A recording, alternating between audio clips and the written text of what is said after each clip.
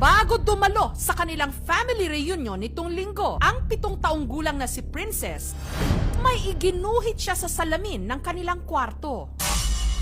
Iya ko nuning mama, siya ko nuni. Yan nagunit siya heart. Before na siya nang lakaw sa pagkitabo dito sa ilang gikaliguan.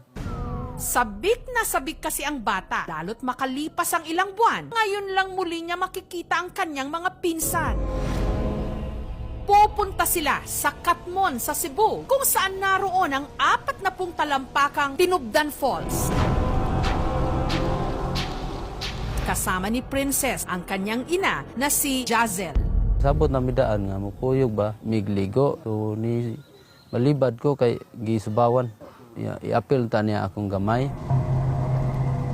Pasado 12:00 ng tanghali nung sila'y nagtampisaw sa talon. Panaka-naka na raw noon ang buhos ng ulan. Nung caretaker, sabi niya, mamaya magwa-warning ako kasi parang hindi masyadong maganda yung panahon. O magwa-warning ako na umahon na kayo sa tubig. Alam din niya na babaha doon pag umuulan. Nung nakaahon na lahat ng grupo ko, split second lang, may sumigaw na babae. Baha, baha!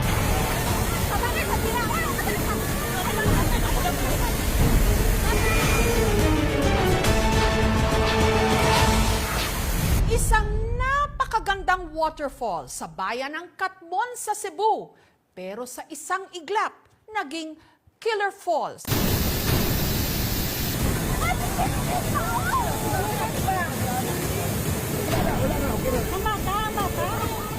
Si Princess, agad hinawakan ng pinsan niyang si John Marie, pero nabitawan din siya nito.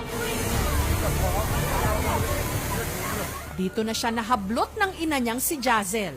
Kag iyang anak, paglingi niya dito man sa ubos, nya, kaduha niya dakpar, kaya nakabuhi man si pirmero, idakop niya kaduha. Nya, pagbalik niya nga rin, tubig nga grabe ng buluga. Hanggang ang mag-ina.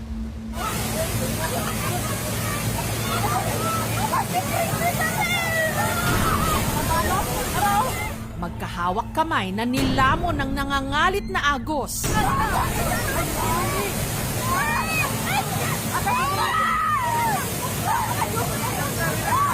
Nanawag na to ang ilang silingan sa namo diri sa babaw nga. Tuwa sila si apasa sila si Nujo. Pag abot namo dito nga area, wa naman sila katubag asa si Jasil o si Princess.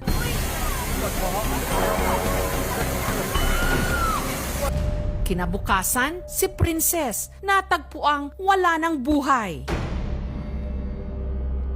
Chloe kay si Princess diri, buak diri, buslot diri. Di na mitsur lagom kay diring lawas murag